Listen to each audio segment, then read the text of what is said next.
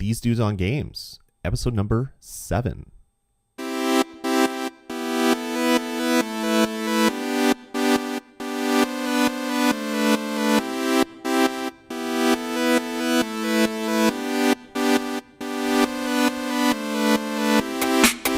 All right, everybody, and welcome to These Dudes on Games, episode 7. As always, I'm your host, Lloyd Hannison, host of this show and others over at the VG Podcast Network, vgpodcast.com.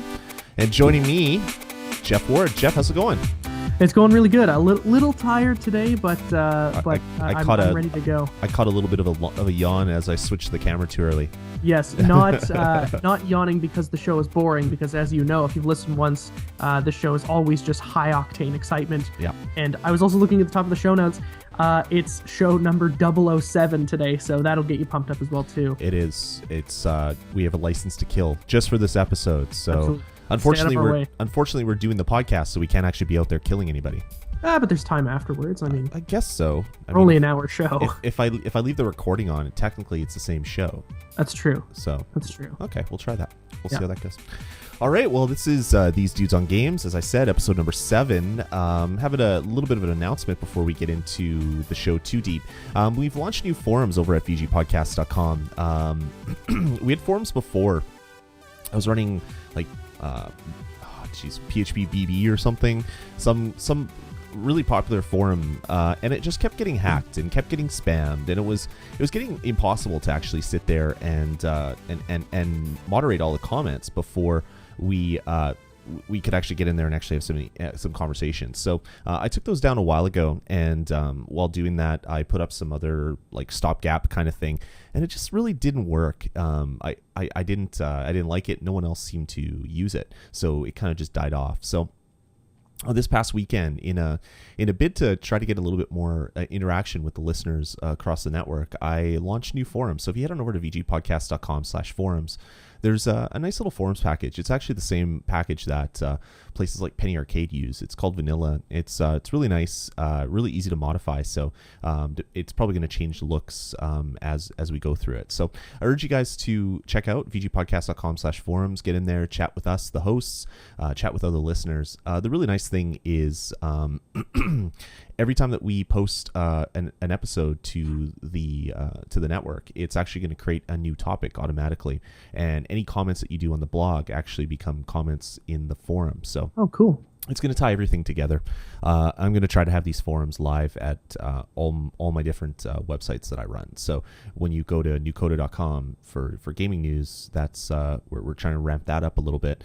And you hit the forum button, you're actually going to be coming to this forum. So I hope it works. I hope you guys come out and chat. I want to start doing some giveaways and running contests and things like that, because I want to get back to you guys for listening to the shows for as long as you have. I actually had my 7th year anniversary podcasting on the 20th. So I mean, that's just crazy. Happy anniversary. Well, thanks, man. I didn't get you anything. That's okay. You showed up tonight. That's enough. I will continue to show up. So check out the forums, vgpodcast.com/forums, and we'll see how that goes. All right, so moving on, what do you say we get into what we've been playing? Jeff, why don't you tell us a little bit about what you've been doing on your gaming systems of choice? Yeah, so I've been getting back into the swing of full-time work, and I haven't been playing as many games as I was before. I was playing a ton, and now I've toned back quite a bit.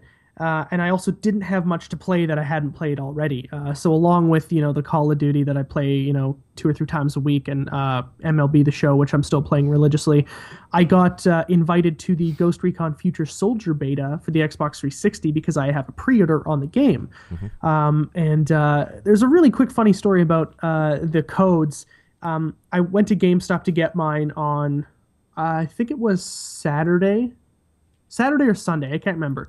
But I went in there and, they called me on the phone. We got your code for you. Just come on down and get it. And apparently the company didn't have time to print them out onto cards. So they literally just emailed the codes in an email. So I got a strip of paper cut off a larger strip of paper. Wow. And that looks very sketchy. I was talking with the guy at the desk. His name was Tyler, a good guy that I always talk to when I go into the store. And I'm like, This is kind of weird. Like he's just literally taping it to a receipt. I put a pre-order down on Sniper Elite V2, Right. and he's just taping it to my receipt. He's like, "There's your code to get into the beta." Like no instructions on how to do it or anything. So That's weird. it's just the strangest thing. But popped it in, downloaded it. It's very interesting because it's trying to be a couple of different shooters at the same time. Right. It's taking the tactical feedback that you get from Call of Duty, where every time you kill someone or do an objective or do anything, you get points and they pop up on the screen so you know that you're doing well. And it's also taking the tactical layout of the other Ghost Recon games and putting that into a multiplayer scenario. So there's there's two maps you can play on. I've only ever played on one. I think it's just the most popular map. But it is this game type that kind of constantly evolves as you're playing it. You start off having to sabotage an area, so you have to go and hold a certain point for a while where the enemy team is trying to take you out, and then it flips so that you're on defense. But in the same game, like it doesn't tick to 0 and then you start up a new game. It just all of a sudden you see the objective on the other side of the map and you have to go and do it. Really, really cool. I love the combat. It's a third-person game, which is different, so it's a little bit difficult to get used to because I'm used to playing FPS all the time. Right. But there's not much that is too difficult in the game. There's a lot of nuance that I haven't figured out yet, but one of the things is because it's third-person, that it uses tactical cover system like most games that are third-person. You kind of stick up against cover and then you can lean out and shoot. But if you're up against cover and you're being suppressed by someone, your ability to move and make decisions is actually impaired because, as if it were in real life, your character is under a severe amount of stress when he's being shot at. So if somebody's chewing up the scenery around you, it's harder to kind of know where you're supposed to go. It's very hard to pop out and shoot a guy. It's not like most third-person games where as soon as they're done firing, you can just pop up and kill them. That's not how it is at all. It's actually very difficult because your heart rate is so high that when you pop up, your crosshairs are all over the place, which is really cool. It adds this really dynamic way of playing the game. Teamwork is also pretty important, but I did find that once I kind of got in a role, I could stray away from my team and still do pretty well. Right. So maybe it's going to be more team oriented as they roll out new game types and stuff. But I'm really impressed with what I've seen so far. It looks fantastic, sounds fantastic.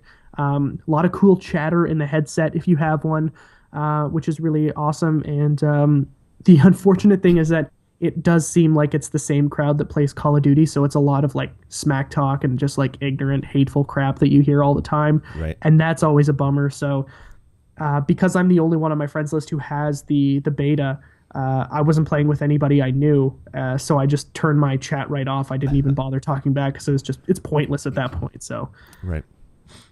It's definitely a game I'm gonna get because I have it pre-ordered. I'm really excited for it. The storyline looks really cool for the main campaign, and the multiplayer does seem to hold up quite well in the beta.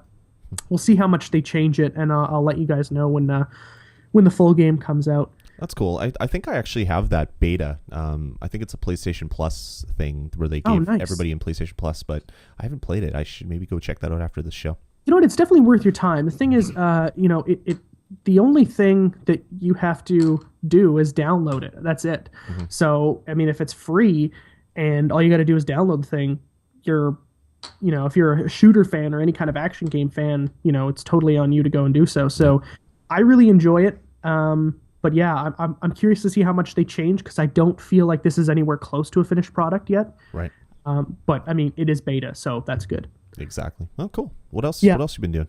The last thing I'm playing is Trials Evolution, and I guess we'll talk about that in the news section. But Tom and I did a review for the bonus stage last week on the demo, and I was just I played Trials HD a lot back in the day when it came out.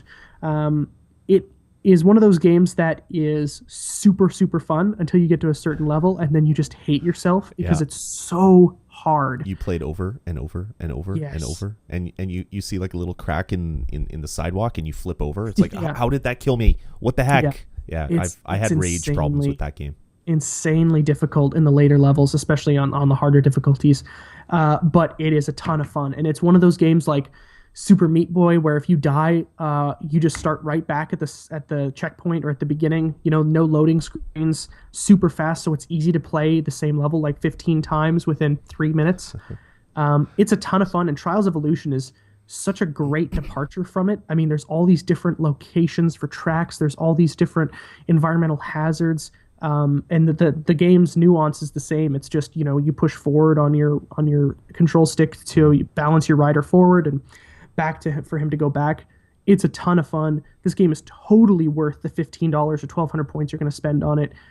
It's like absolutely necessary if you just like a game where you can go around, play a couple of matches for a few minutes, and then get out. It's so fantastic. I can't believe how well it's built. Like when Trials HD came out, I was shocked that it was that good. Mm-hmm. It was surprising, Yep. It's actually the same kind of feeling that I had when I went in and saw the first Iron Man. I came out and I was like, holy crap, that was good. And I think I felt that way because it was so unexpectedly good, Right. I didn't expect Trials HD to be a good game, and it blew me away. And this one completely shattered Trials HD. Like, this is such a fantastic sequel.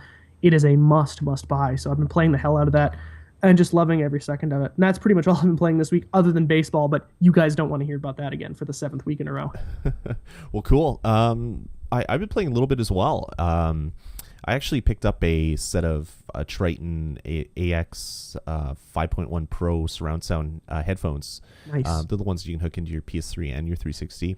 Because I don't know which system I want to play with these headphones. So I've wanted them for a while, and I saw them on sale, so I finally picked them up.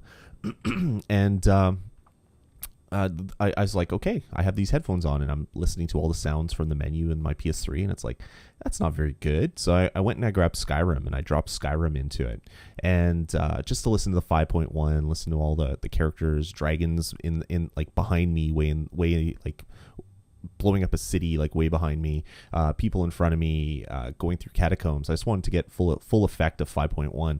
Since my current setup in the basement, I just don't have room to put all the speakers because I had little kids, and we never we disconnected all the big speakers because we wanted to have, if we're watching a movie or playing games, we wanted to be as quiet as possible. Kids are a little older now, so it's not a huge deal, but we still haven't set anything up, and I'm like, well, this is the perfect solution.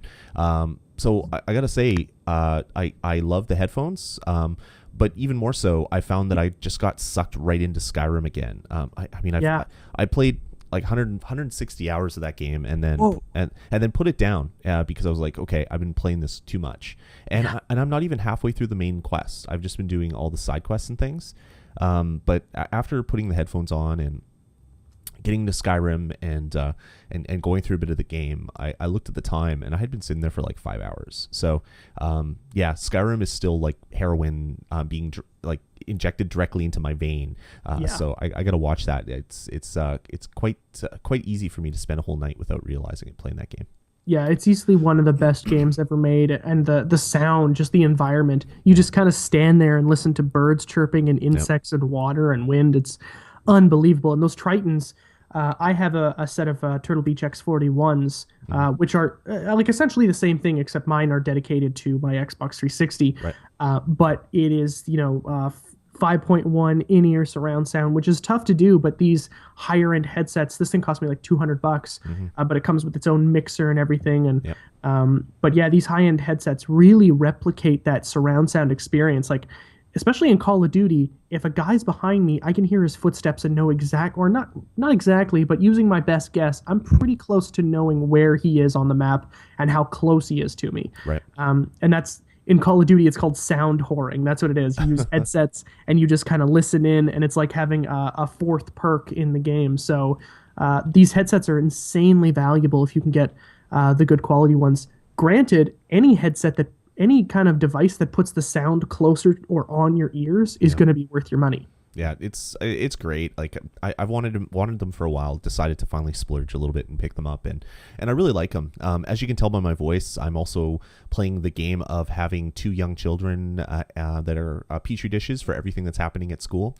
So I've been fighting off a cold, and my throat is just raw right now. So I'm hoping that I can make it through the whole podcast without getting into a coughing fit. So That sounds like an awful game that EA made or something. Oh yeah. It's Petri Dish Terror. I think it's called, and it's terrible. You don't want to play it. Yeah. So besides Skyrim and my new headphones, I also have made it my mission to finally finish Mass Effect 2, so that I can finally buy Mass Effect 3 and play it and experience it, so I don't have to worry about like seeing Mass Effect online some way and then closing my browser right away. Yeah, and for those of you at home, it is April 25th, 2012, Yes. not April 25th, 2010. Yes, So you are a little late on that one. I like Mass Effect. I like the idea of Mass Effect, but I just got so burnt out by the first game. Like I played it on my 360.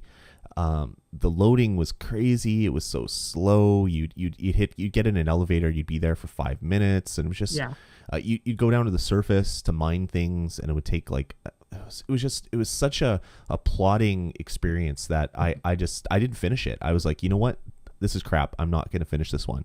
And then I went online and I watch some YouTube videos basically to kind of give me the rest of the storyline. I know that's kind of wrong thing to do, but that's what I did because I just didn't want to spend the time playing the game. And then I picked up Mass Effect 2 on my PS3, and it was around the time when I picked up like a dozen games because Blockbuster was going out of business. So I bought everything, like any game that I had wanted to experience or see. I basically bought like a dozen games that were being blown out. And when I did that, Mass Effect just kind of got pushed by the wayside. And I kind of forgot about it because I was playing all these other games, like Fallout New Vegas and some other ones where I was spending hundreds of hours on these games. And then I was cleaning up my bookshelf where all my games are. And I was like, oh, crap, Mass Effect 2, I got to play that. So put it back and played about an hour of it. And then I think, what did I pick up? Like Batman Arkham City. And I was like, oh, I got to put this one down because I got to play Batman Arkham City. I love Batman. And yeah, it just keeps getting pushed by the wayside. And I think it's just, I still feel a little bit burnt about the experience I had on Mass Effect 1 on the 360. And is that just because, like, the thing is, the game isn't necessarily slow paced because of the story, but the other stuff that you do outside of the main quest is a little bit bland and dry. And I'm OCD when it comes to those things. Like if I'm walking through World of Warcraft and I see an exclamation mark, I have to go grab that quest. If I'm in Oblivion, if I talk to everybody, or Skyrim, I talk to everybody so that all of their text is grayed out, so I know that I've gotten everything from that person that I possibly can. And I was doing the same thing in Mass Effect. I was going to every single asteroid, every single city, landing, mining everything possible, and I think I kind of did it to myself. I made the slow, crappy parts of the game basically the only game I was playing, and then I just kind of gave up. So it's definitely my fault, but at the same time, I still feel kind of burnt out. So I don't know. But I'm gonna make it my goal to beat Mass Effect 2 and play Mass Effect 3, so I can finally get in with the 2012s.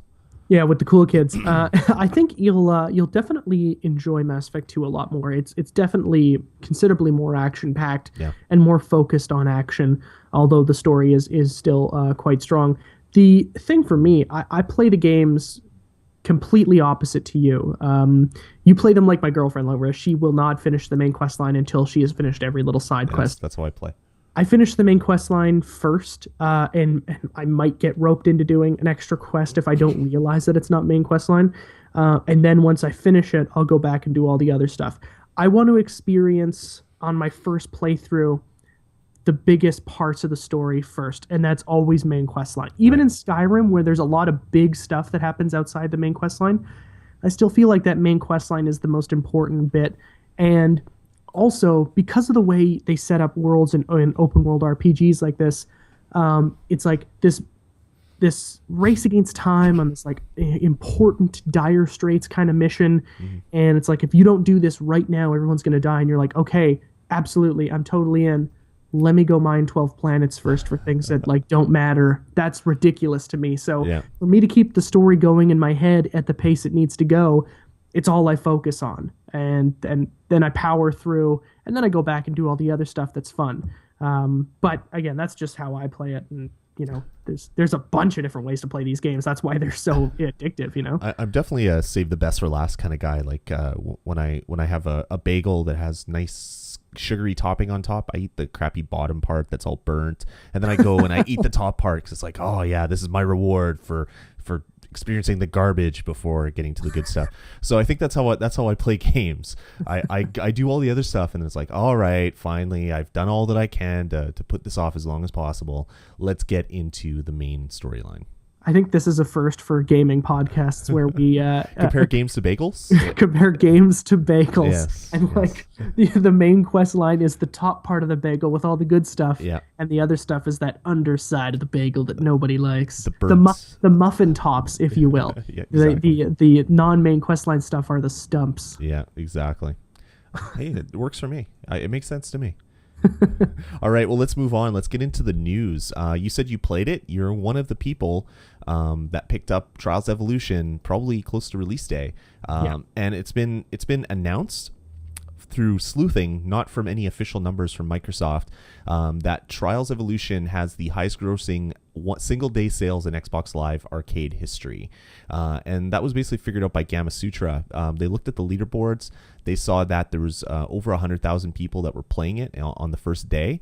And when you look at the fact that it costs 1,200 Microsoft points, which is $15 in real money, that's $1.5 million being spent on an Xbox Live arcade game in the first day.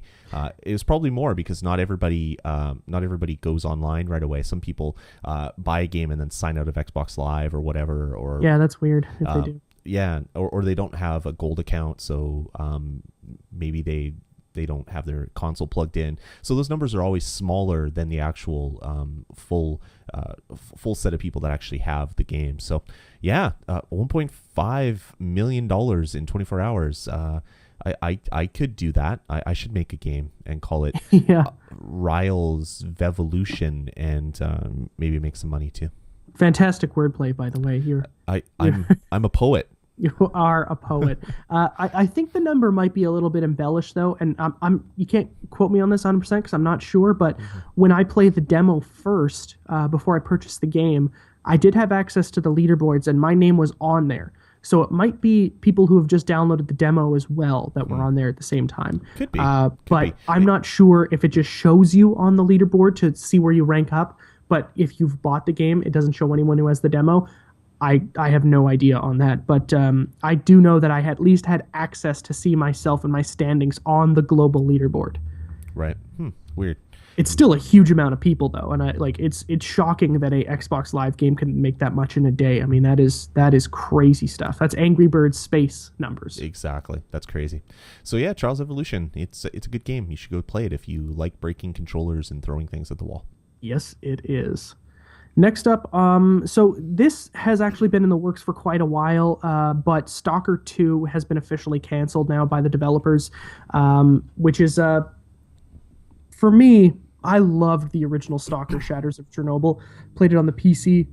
I thought it was just a fantastic... It had its problems, granted, had a lot of problems actually, but it was a fantastic kind of horror survival post-nuclear kind of game where you start off the game dead essentially, and you're nursed back to health, and then you go around the areas around Chernobyl, which is called the Tomb, and there's high levels of radiation, all these mutant things, and you're trying to scavenge things from inside Chernobyl. Fantastic game, really cool story, super dark, and I played the post-Stalker expansion packs, but I was really pumped for Stalker 2 because I'd seen some really cool things about it, the new techniques they were employing in the game, and I'm really disappointed that it is now completely scrapped. But they are saying that this new game, Survivarium, will follow in its footsteps. Now, that name sounds completely ridiculous to me, and it makes me lose all faith in whatever this game could be. But it's described as a massively multiplayer, free-to-play, first-person shooter, which happens to be in a post-apocalyptic universe where nature is reclaiming urban centers. And that actually sounds really cool. So, free-to-play, first-person shooter, post-apocalyptic. Could be cool. Yeah, I mean, the thing is, if it's free to play, I have no room to complain, right? But you're right. The name it definitely sounds odd. It actually sounds like something you would find in Borderlands. Yeah, Like it just sounds stupid, it, really. it, it like it would fit in that fiction, like because they have stupid names and really kick-ass weapons. So Yeah. maybe that would be a better fit for it. I'm not super surprised about Stalker 2. I know it was critically acclaimed and a lot of people really loved it, but it's hard to sell a game that is so difficult. Like you're scrounging Yeah. for scraps basically to survive, finding weapons and ammo and stuff like that. It's kind of like Resident Evil in post-apocalyptic world. Yeah, but significantly harder. I played on the Yeah. easiest difficulty and it was still Yeah. insanely hard. Yeah, you walk around a corner and you just get destroyed and pulled apart into pieces. So Yeah. it was a tough game, and it doesn't surprise me. But at the same time, I like having choices to play weird games like that, and it's kind of sad that they're not coming out with it. Yeah, well, I gotta say, I gotta feel that Stalker 1, while it was critically acclaimed, didn't make very much money. Yeah. Or probably made a lot less than they were hoping it would make. And this is a game that was like, what, 2006 Yeah, it came out? yeah, something like that. 2007, A long 6, 7. time ago. So, they've had a long time to kind of think about this. And Mhm. I knew that it was going to happen, but I figured it would happen after Stalker 2 came out. Right. I figured that they would at least drop this game and test the waters, and if they're, did the same or worse, then they would completely scrap it. I'm a little surprised that they scrapped it before releasing it, because I mean that's even more money lost to them by not finishing the game. But it sounds like they're going to turn that IP into something else. So we'll see what Survivarium is like. I hope they change the name. That's all I can say. Stupid. Yeah. Stupid. Sounds like it could be a fun attraction at like a museum. You go in a room Yeah. instead of the science center, it's a survivarium. You have to make it out alive. That'd be fun. It'd be so fun. I'd like to watch anyway. I don't know if I'd like to go in there.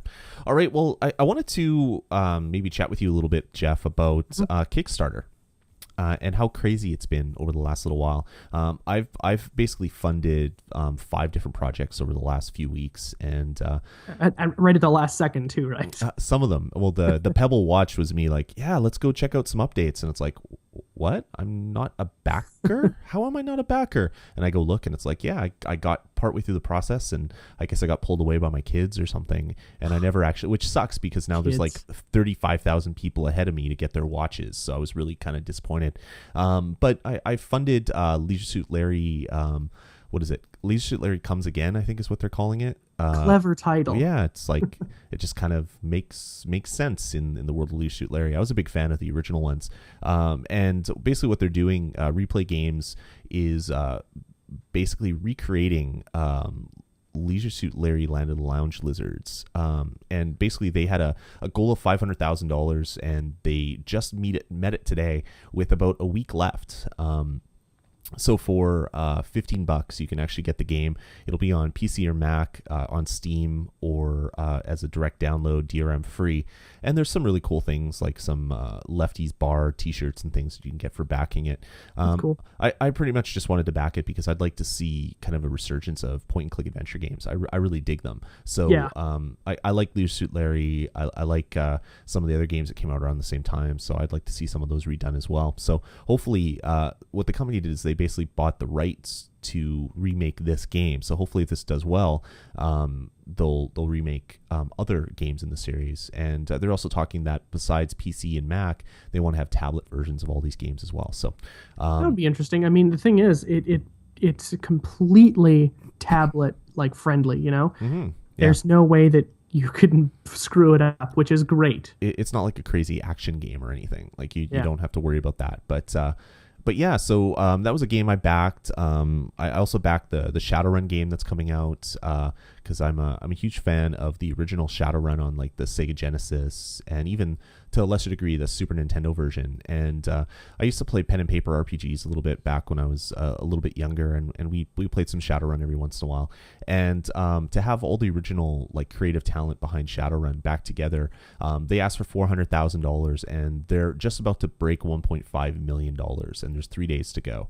Wow. So if you're not familiar with Shadowrun, it's kind of like a world where all of a sudden magic becomes active. So it was lied dormant for a while, and it's kind of a blending between technology and magic, and it was just a really cool kind of world. So they have all the original people that worked on the games. They have a lot of original writers getting together, and they're releasing basically a top-down like game. So it's not like a 3D game. It's not like that horrible FPS that came out. And to see something like that come back, it really makes me happy. Like they're bringing back all of the basically all of the fiction. They're redoing it. They're creating new worlds, and they're also creating a kind of like a development kit that you get with the download, so you can make your own stories and your own missions, and you can kind of basically this game can live on forever, essentially, even if they don't make another one, because people can keep creating their own content, which is pretty cool. That's really cool. And then you can kind of contrast that with the game called Republique by Camouflage. Camouflage is a studio started by Ryan Payton, who was the guy that basically worked on Metal Gear Solid 4. He was one of the main directors behind Metal Gear Solid 4. He worked on Halo 4, and he basically quit and started his own company called Camouflage, with a J at the end of it.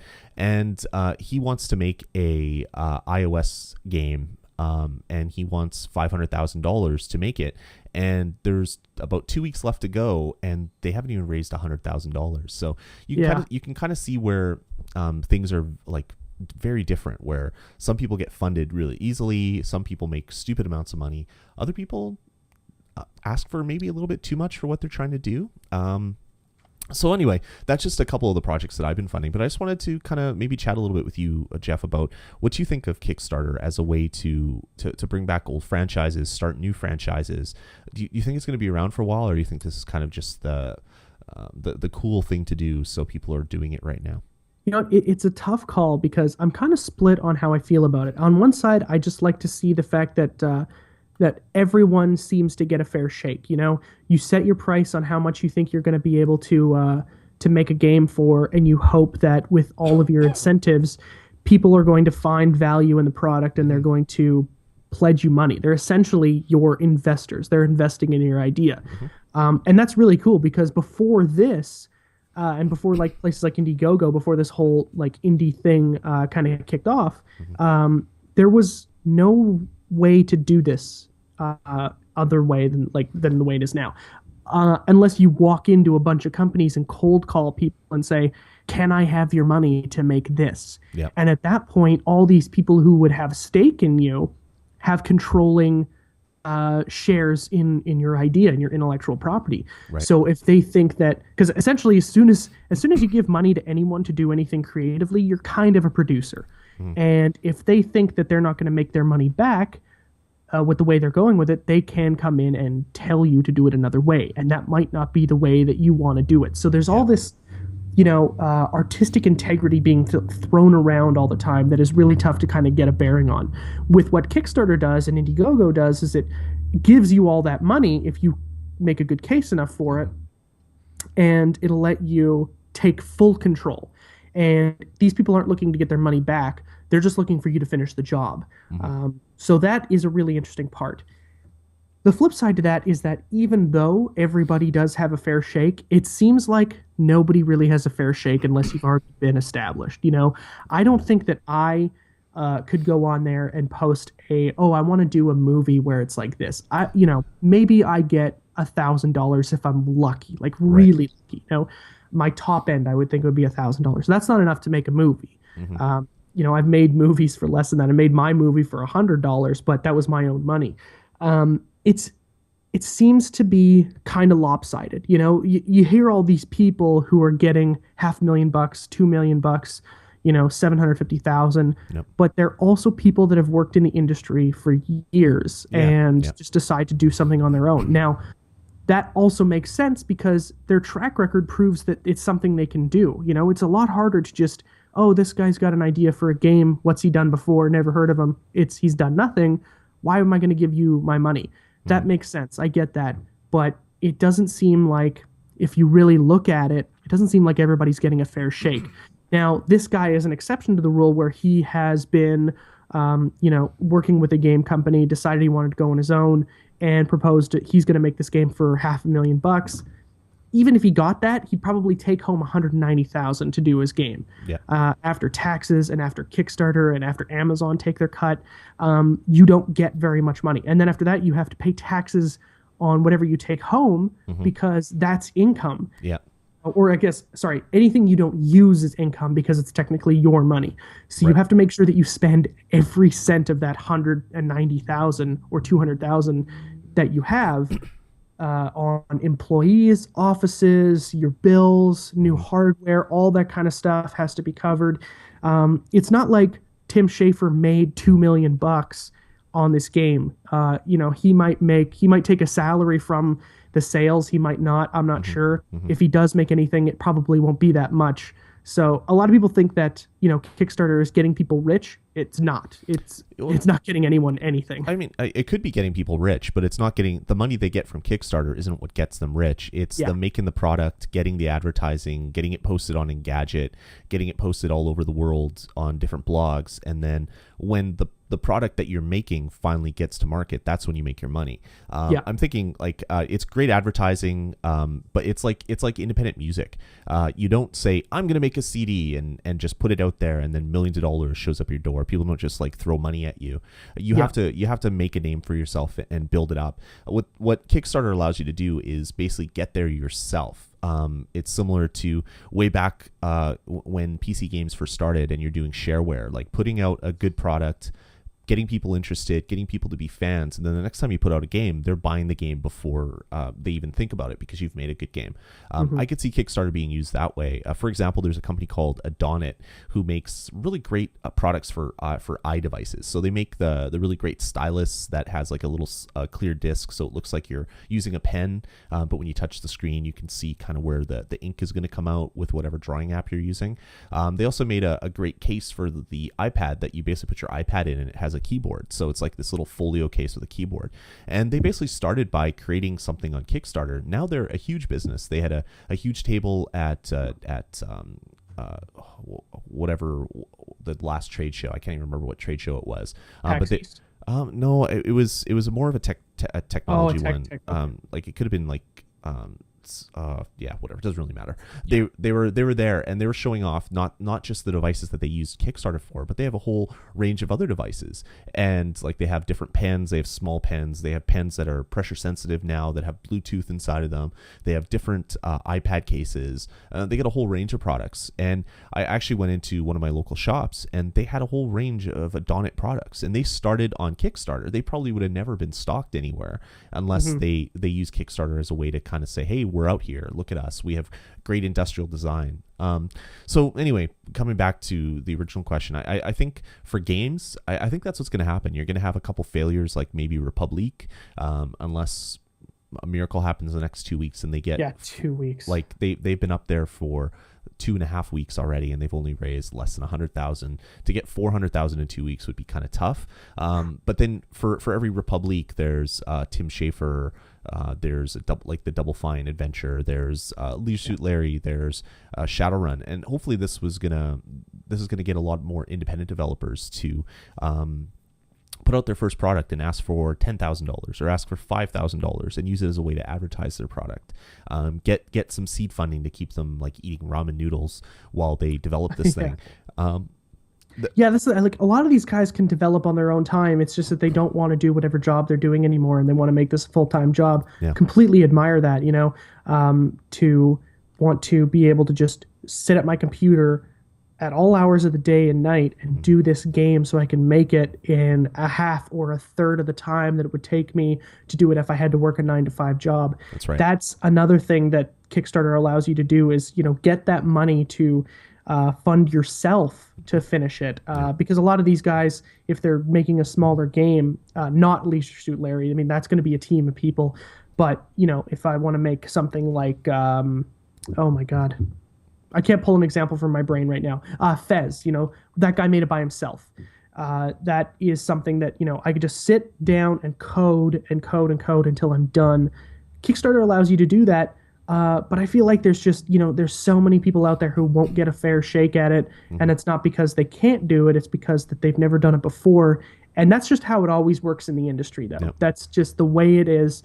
I'm not going to get offered to direct any Hollywood movies anytime soon. Right. I've got to make a bunch of my own stuff first, or some other people's stuff that are at the same level as me, and push my name out there so that people know that I can be trusted with big amounts of money. But yeah, it sometimes it goes well, sometimes it goes bad. I feel like there's probably, we only hear about that 5% of people that make astronomical amounts of money. Yeah. And it started with, or at least started in the press with that Tim Schafer story. Yeah. That's kind of what kicked off this huge watershed of, yeah, let's put it on Kickstarter. I mean, if you are a game company or even one guy wanting to do something, you'd almost be stupid not to try it Yeah.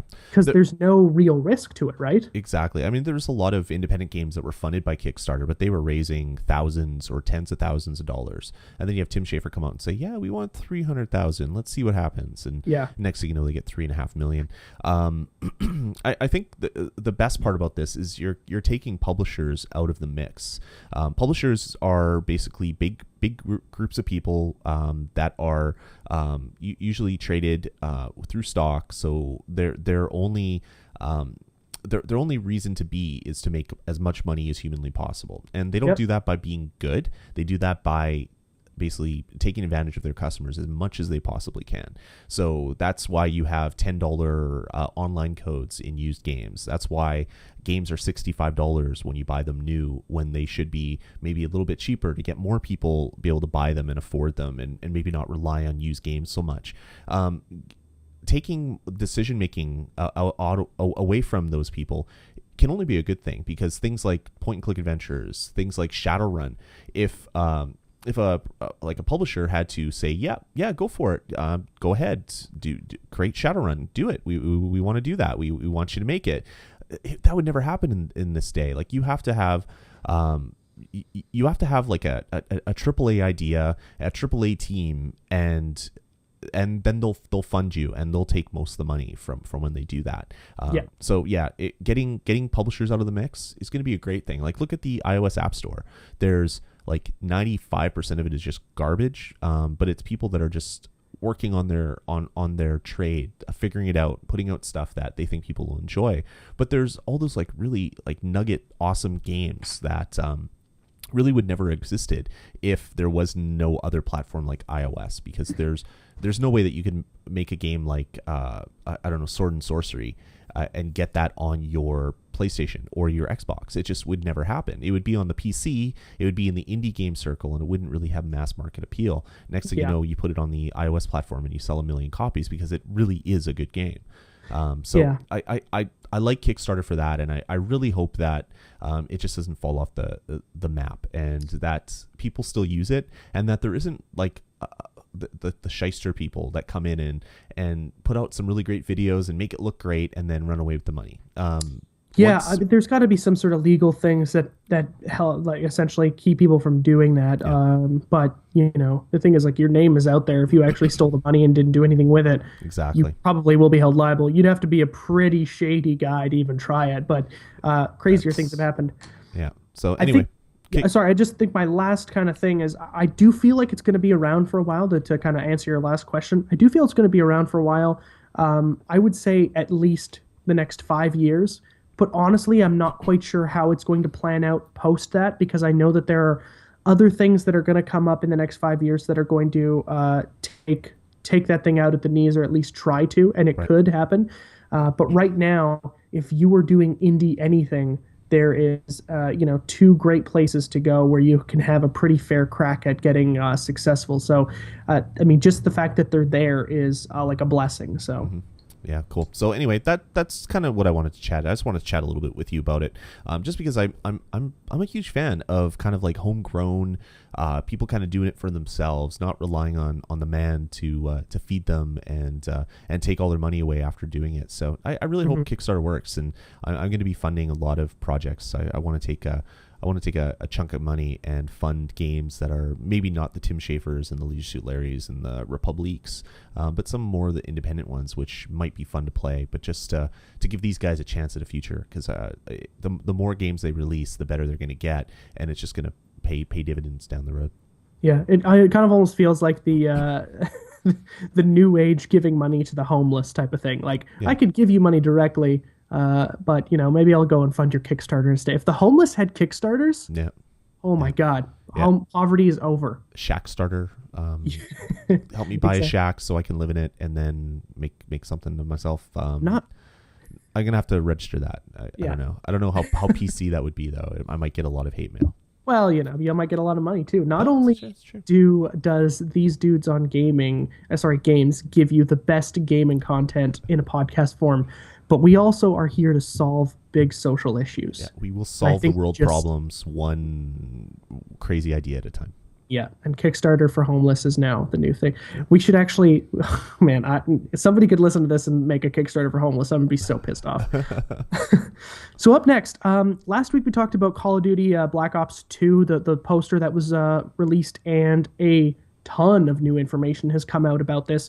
I don't want to spend too much time on it because again, it's all speculation, but I'll kind of briefly go over what happened in the last little while. So.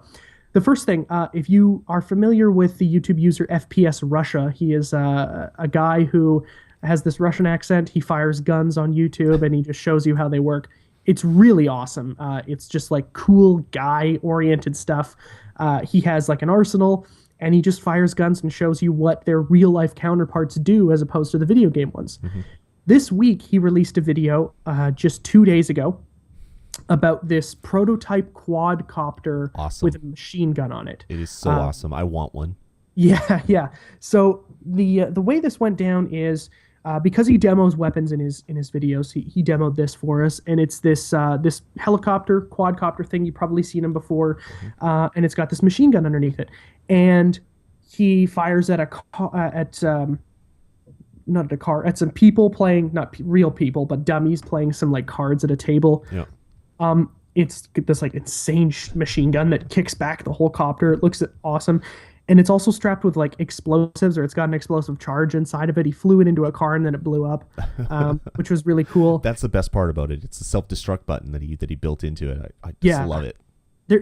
I'm gonna call BS on the self-destruct button. There's no way that the self-destruct was actually that device. There was like probably some sort of charge inside the car that went off, but it was still cool nonetheless. Mm-hmm. But he kept talking about you might see this in the next Call of Duty game. He said it a couple of times in the video, which are obvious, huge hints. Mm-hmm. And at the end of the video, where it shows his previous and next videos on this screen, it also said in the bottom corner, thanks to a couple of big companies who helped support this video.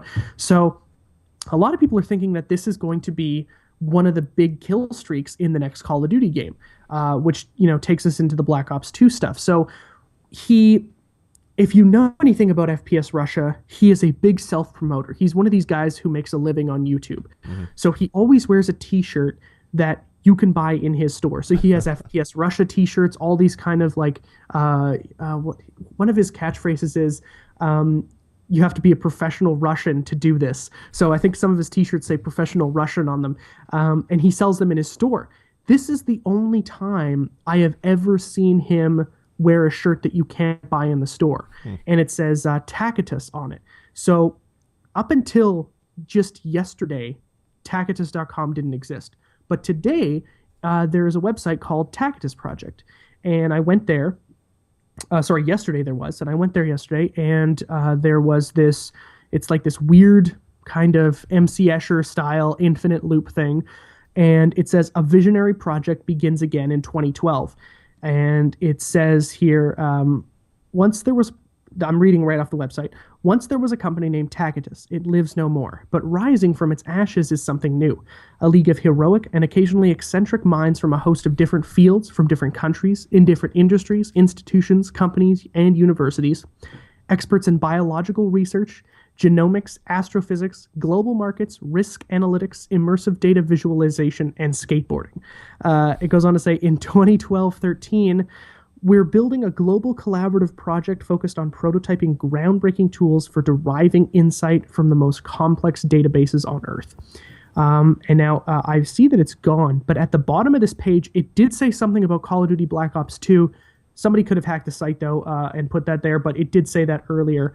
And people, myself included, again, speculation, are thinking that this is going to be the aperture science of the new Call of Duty game. Right.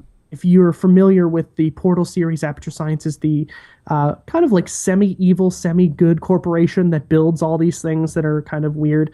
We think that Tacitus is going to be the, I would say, the bad guy, the bad corporation in the new Call of Duty game. and it's going to take place in the future. Because in FPS Russia's video, he says you won't be able to get this technology for at least 10 years. And now people are thinking that it's not going to be Black Ops 2, it's going to be a game called Eclipse. And Eclipse is this code name. And I did a little bit of research and found out that if we listened to the show last week, I said that the probable release date is going to be November 13th of 2012. And a week before that, on the 6th, is when Halo 4 comes out. And they always like to release Call of Duties in the first or second weeks closest to Remembrance Day or Veterans Day in the States. They like to have it around there. And this one is going to be on the 13th. I looked it up, and there's going to be a solar eclipse on November 13th, 2012. I may have done way more work than it's worth here to figure this stuff out, but I'm a big Call of Duty nerd, so when this stuff happens, I like to go in deep. That's pretty much it. This is all speculation. We'll find out eventually. Again, on May 2nd, I believe, is when that poster said they were going to reveal something, so we'll absolutely have some information then. Is that next week? I think so. I think it's next week. So next week we'll have some information for you, and yeah, we'll finally put this thing to rest. But for now, that's your Call of Duty news of the week, and it might be a weekly occurrence that I talk about the new game, but that's just me. If you guys don't like hearing about Call of Duty, write in and let us know, because I'll stop if it's too much. Cool. I just as you're talking, I was trying to hack into their website a little bit. Not really hack into the website, sorry. I was trying to guess directories and stuff because I saw that their images directory wasn't turned off for browsing. So the whole page is just one image essentially. And I was trying to see maybe there was some hidden stuff, but I'm sure other people have done that. So yeah, I'm not the only person that's just noodling around on their website. And so far, nothing. It comes to viral campaigns when you're like, you're kind of tying it together yourself. I really get into that stuff. All the ARG stuff. I love that. I'm big into that, and like it's really nerdy, and now that when I wrote it into the show notes, I'm like, this is gonna be so cool. I'm gonna tell everybody about this, and now I'm listening to myself talk like, you are just wasting your life. Hey, it's fun. You're making your own fun. You're playing a game that isn't a video game. So there you go. Absolutely. Well, it's not a video game yet. Yet, exactly. Cool. All right, well, moving on.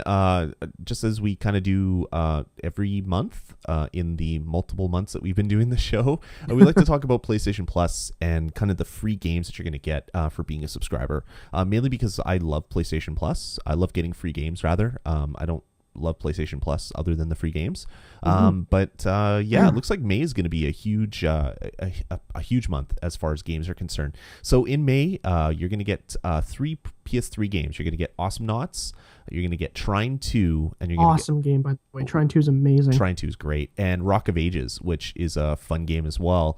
You're going to get the PlayStation 1 classics, Castlevania Symphony of the Night, which is probably one of the best PlayStation titles that had ever come out. Yeah, regarded as essentially one of the greatest Castlevania games too. Yeah. It's in the category of greatest games of all time. Fantastic game. When you hear Metroidvania, it's because of this game. Essentially, I've must have put like almost 1,000 hours in this game. I've played it so many times. Like I've beat it. I own it on every single device that it's ever come out in. I love Castlevania Symphony of the Night. So unfortunately, I won't be getting this one for free because I've already bought it on the PlayStation Network. But everybody out there, experience it. It is a great game. Once you get the Chrismagrin weapon, your life is happy. So check that one out. They're also giving away Castlevania Chronicles, which is the kind of the remake of the first Castlevania, I believe. That'll be coming out. There's a new beta in May, which is going to be Pixel Junk 4 AM. So that's going to be coming out as well for free. And they're going to be giving you 20% off of Saints Row the Third if you want to buy that title as well. So a lot of great stuff. Like I look at my games list on my PlayStation, and my hard drive was dying. I had one of the 80 gig consoles that can still play PlayStation 2 games. So it's still alive, but my hard drive was starting to throw errors and stuff. So I went and bought a 250 gig hard drive, and you could actually replace it. And in that day, you just undo a screw, you take out the sled tray, or first you back up your stuff, which is the reason why I got PlayStation Plus in the first place. I wanted to back up all my save games to the cloud. To the cloud. And I was like, oh, this is great. I'll keep it for a month. It'll be great. Pulled out the hard drive, screw the new one in, put it in, and next thing you know, I have 250 gigs on my console.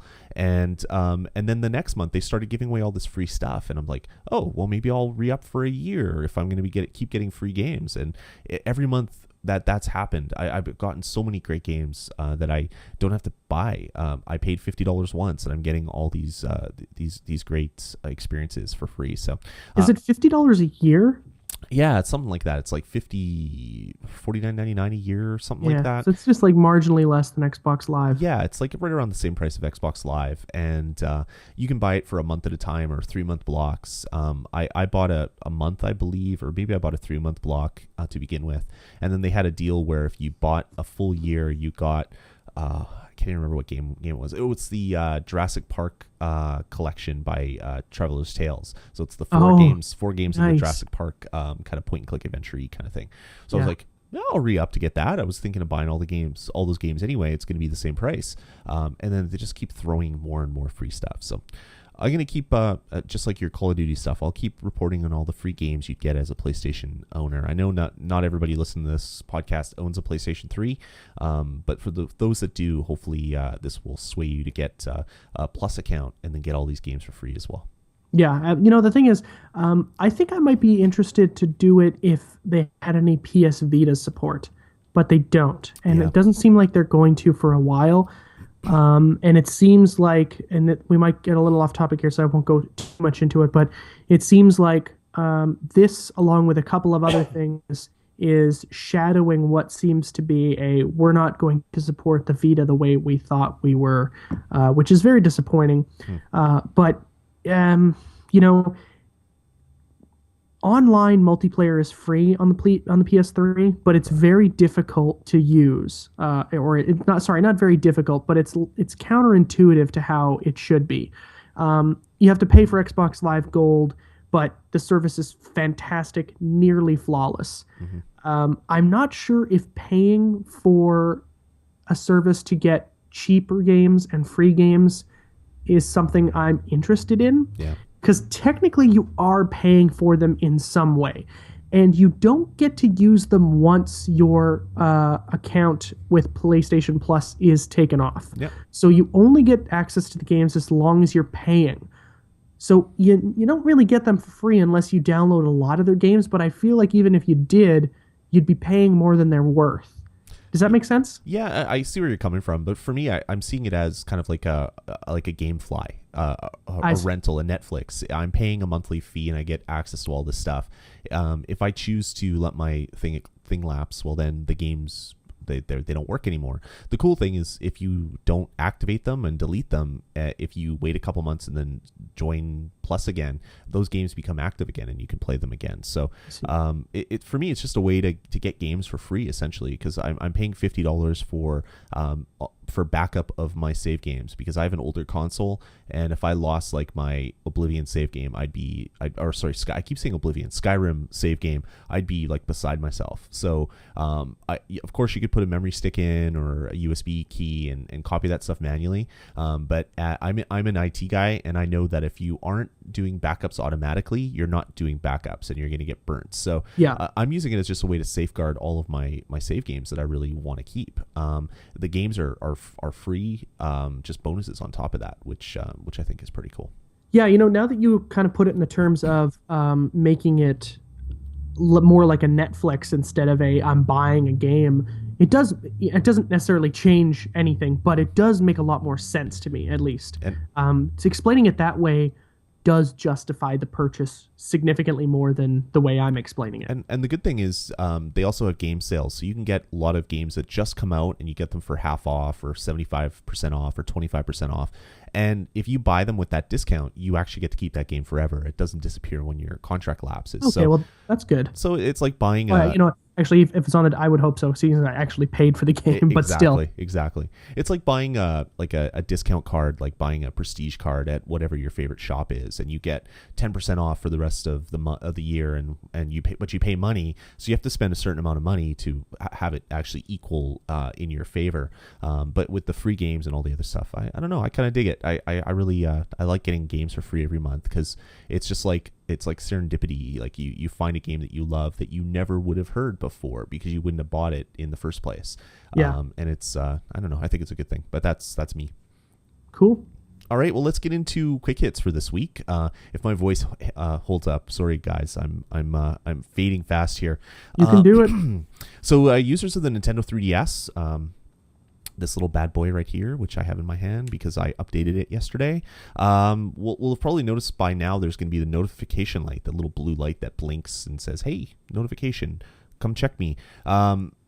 That's on their system. It's being lit up, and that's because Nintendo has, as promised, delivered a substantial update to their 3D handheld. New in this release are the ability to store games in folders to keep things nice and clean on your console, a new and updated eShop channel that makes browsing for new games a breeze. They've separated from one line into two lines with different categories. Things are sometimes always in the same place instead of moving around, which is a nice thing. When you go to a store, you don't want the milk to be in a totally different place, and that's kind of what the eShop was before. So it's good to have that. And most importantly, this gives the ability for developers to finally patch their games. So you can look forward to the first game patch coming sometime in May as Nintendo patches Mario Kart 7 to get rid of all the shortcut bugs. But if you listen to the Nintendo Pulse, we talked about some other games that have already been announced that we're giving you free levels, we're making the 3D visuals better, we're doing this, we're doing that. But damn time, Nintendo. I really hope that you can patch Kid Icarus to add in dual analog stick support, because I don't want to play with the stylus all the time. I'd like to just have my two analog sticks. So get on that, Nintendo. Yeah, the updates are very oh man, they just make you feel good as a 3DS owner to know that they're promoting and helping and developing still for the 3DS. Like, It's still being thought about instead of, okay, we put it out, let's get working on the next thing. Exactly. That's so fantastic. The Vita has not really done that, although the developers of games have. I actually, believe it or not, took baseball out of my Vita last night and played some Unit 13. You're crazy. And all of these new missions just pushed for free right to my game, and I had like 20 new missions all of a sudden. I was like, holy crap, this is fantastic. I haven't played the game in a while. Can I stop you there for a second? But before, I know quick hits is supposed to be quick news that we just go bang, bang, bang, bang. Should I buy a Vita? Yes, no? No. Okay.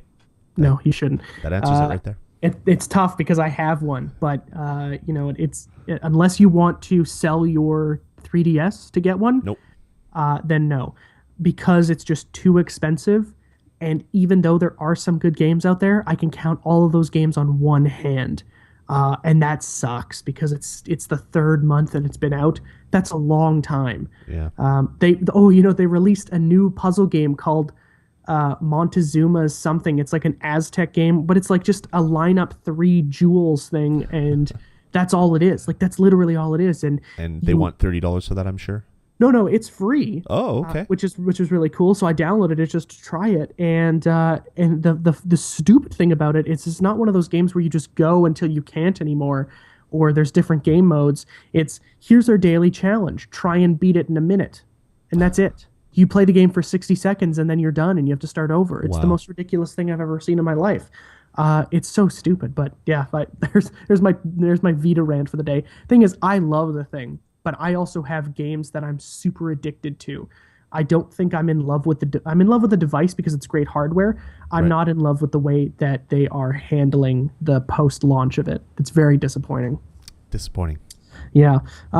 Let's go back into quick hits. The PS Vita, because we haven't talked about it enough, now has Skype. Sony's new handheld now has the ability to make calls of all Skype devices over Wi-Fi and 3G if you had one of those models.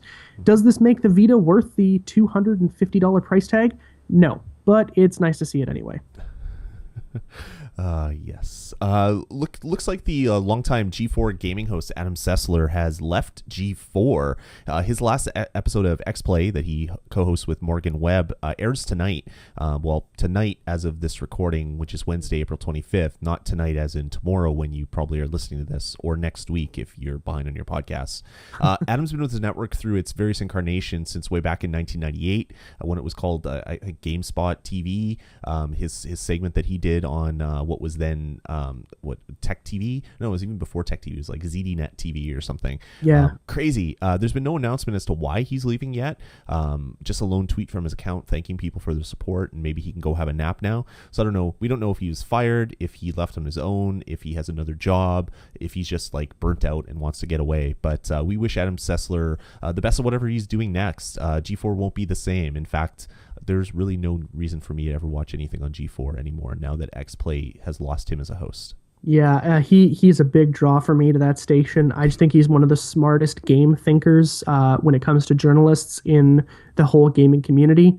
I love watching Sessler's Soapbox. I think he's brilliant, and he really is the only reason for me to watch XPlay. Not that like Blair Herter and Morgan Webb are idiots by any standard. They're both very smart. I don't like I don't enjoy watching them. So Right. it's sad to see him go. The only thing I'll watch G4 now, G4 TV now for is Attack of the Show, and I only watch that for Kevin Pereira because I think he's hilarious. All right, for all those Linux users out there, you will soon have Steam, which is probably fantastic for you guys to finally hear. Tech guru Michael Larabelle was at Valve yesterday, and he was told that not only is Valve working on Linux-compatible game titles for the future, but it's also working on bringing Steam to Linux. And this is kind of been in development for a while. There's been rumors about it. This isn't 100% confirmed by any means, but we have it on very good authority that this is accurate, and it should be something that you're very excited for if you're on Linux. You do not have to have a dual boot anymore to play some of your favorite games. You can finally get them. Or a right crazy wine install that kind of works with some of the games. It's going to be good for those guys. Absolutely. All right, and lastly, a little game that you may or may not ever heard of finally got its release date today, or recently rather, not today, and we thought you'd like to hear about it. So you can look for the small independent title. I think it might have been Kickstartered even. It's that small. Halo 4, I think it's called, is going to hit the streets on November 6th. So is that a religious game or something? Is it Halo or Halo? Is it like Hello? Is it that? Apparently, there's 3 more of them now. I've never. Yeah, I don't know. I'm gonna go scour Kickstarter to see what happened with all the other Halos. Yeah. But anyway, that's coming out November 6th. So I might actually dust off my 360 and not just play games on my PS3 because I'm a big fan of the Halos. Yeah, I'm not a huge fan, but it's one of those games if you have a 360 you just have to own because the multiplayer is so good. It's now done by 343, who took over after Bungie let everything go to Microsoft after they finished Reach. A couple of screenshots have come out. Looks really promising. They have not just copied Bungie. They have made this thing their own. Very excited to see how it turns out. Sweet. All right, guys. Well, that's going to about do it for These Dudes on Games, episode number 007, the License to Kill episode. We'd like to hear from you guys. Head on over to vgpodcast.com, join the forum, send us an email. Email us directly at vgpodcast@gmail.com, or call our voicemail line, which is area code 505 VGPodcast. We want to hear from you. We want to change the show to whatever you guys want us to do. We want to not change it 100%, obviously, but we want to take your input for what we're doing, what you'd like it to see us do, and go from there. So do that. Head on over to vgpodcast.com and let us know. Absolutely. All right, guys, that's going to about do it for this week. So thanks, Jeff. Thank you. And we'll talk to you guys in a week's time. Later. See you later.